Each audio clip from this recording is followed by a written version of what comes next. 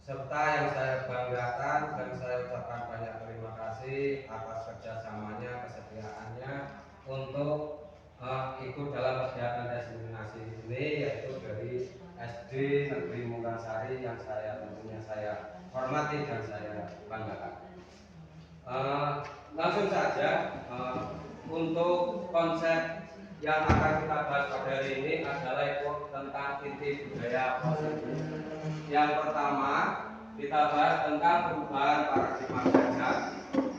Kemudian nanti kita akan membahas yang kedua, disiplin positif, motivasi perilaku manusia, kebutuhan dasar manusia, posisi kontrol sebagai guru, keyakinan kelas, dan yang terakhir ada segitiga restitusi. Untuk perubahan paradigma belajar, stimulus respon. Ini stimulus respon itu maksudnya adalah yang kita rasa pada umumnya, bahwa kita merasa realita kebutuhan kita itu sama, tapi sebenarnya menurut teori kontrol itu kita memiliki kebutuhan yang berbeda. Itu untuk siswa kita. Kadang kita sebagai guru merasa bahwa mereka mempunyai kebutuhan sama, yaitu mendapat pelajaran dengan metode yang sama, tapi sebenarnya berbeda. Semua orang itu melihat hal yang sama, itu menurut respon, tapi sebenarnya untuk teori kontrol setiap orang itu memiliki gambaran yang berbeda. Kita mencoba mengubah orang agar berpandangan sama dengan kita, akan tetapi kita berubah memahami pandangan orang lain tentang dunia. Jadi lebih luas ya. Perilaku buruk dilihat sebagai suatu kesalahan. Sering kita menjumpai kayak di SD sudah tentu ya, anak sing rewel, ngeledek, yang membuat ulah, layon dan lain sebagainya. Itu adalah suatu kesalahan. Padahal mereka itu semua memiliki tujuan, entah itu ingin diperhatikan atau dan lain sebagainya. Banyak itu, kita semua sudah tahu. Orang lain bisa mengontrol saya. Nah, kita beranggapan bahwa sebagai guru kita bisa mengontrol anak-anak kita, murid kita.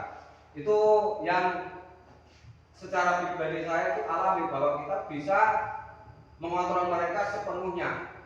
Kita harus kudu belajar dengan rumus ini, padahal mereka punya cara lain. Nah, itu hanya Anda bisa mengontrol diri Anda sendiri sudah. Saya bisa mengontrol orang lain, Anda tidak bisa mengontrol orang lain. Jadi kita tidak bisa mengontrol orang lain, tapi kita hanya bisa mengontrol diri kita sendiri. Pemaksaan ada saat bujukan gagal. Nah, ini kita sebagai guru sering ya, memaksakan duduk semua rapi dan lain sebagainya, padahal kolaborasi itu perlu. Model berpikir menang kalah. Jadi yang dimaksud di sini yang saya dapatkan dari MUCBP, bahwa secara respon kita beranggapan memberikan pola pikir menang kalah. Menang syukur, naik kalah tidak usah berkecil hati, bahasanya kan seperti itu. Tapi pada model berpikir itu menang dan menang, itu yang diharapkan adalah merasa kita menang. Senajan kalah, tapi kita tetap menilai menang dari sisi apa, mungkin kekompakan atau lain sebagainya. Itu untuk perubahan paradigma belajar yang saya pahami, seperti yang tadi dikatakan oleh Pak Wasis, bahwa diseminasi ini tujuannya adalah sharing, hanya sharing, belajar bareng, menyampaikan apa yang saya dapatkan di saat pembelajaran di CGP. Kemudian disiplin positif. Yang kedua membahas tentang disiplin positif. Disiplin positif itu merupakan salah satu cara penerapan disiplin yang bertujuan untuk menumbuhkan kesadaran serta memberdayakan peserta didik tanpa imbalan, penghargaan atau reward, ancaman atau hukuman. Itu disiplin. Nah, kira-kira JSD Bapak Ibu Guru, JSD Munggasari, apa sudah semacam ini? Tanpa reward atau hukuman? Apa masih menggunakan ini? Masih menggunakan reward atau hukuman? Penghargaan, termasuk tepuk tangan? Masih?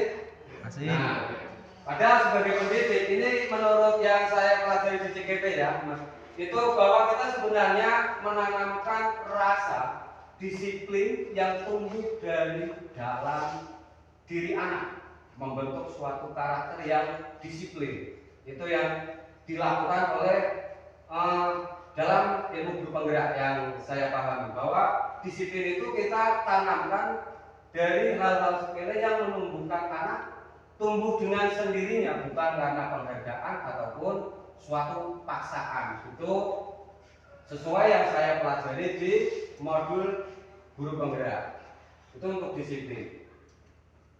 Nilai-nilai kebajikan universal ini yang tadi saya katakan, salah satunya adalah nilai kebajikan yang ingin dicapai oleh setiap anak Indonesia. Yang kita kenal saat ini adalah profil pelajar Pancasila. Profil pelajar Pancasila untuk saat ini, kurikulum saat ini kita semua sudah tahu, apalagi yang IKM kelas 1, 2, 4, 5 itu, bahwa untuk saat ini adalah menggunakan penanaman karakter yang profil pelajar Pancasila. Jadi kita berusaha menciptakan pendidik yang berprofil pelajar Pancasila.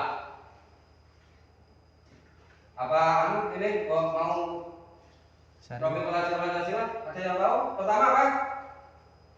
Profil pelajar Pancasila dan bertakwa.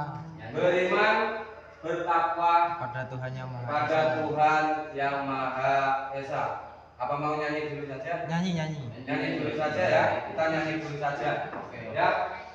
Boleh berdiri semua? Ya, instrukturnya Ibu Sri Wahyuni. Mari monggo Bu Sri Wahyuni untuk menjadi instruktur. Ini dasarnya instruktur.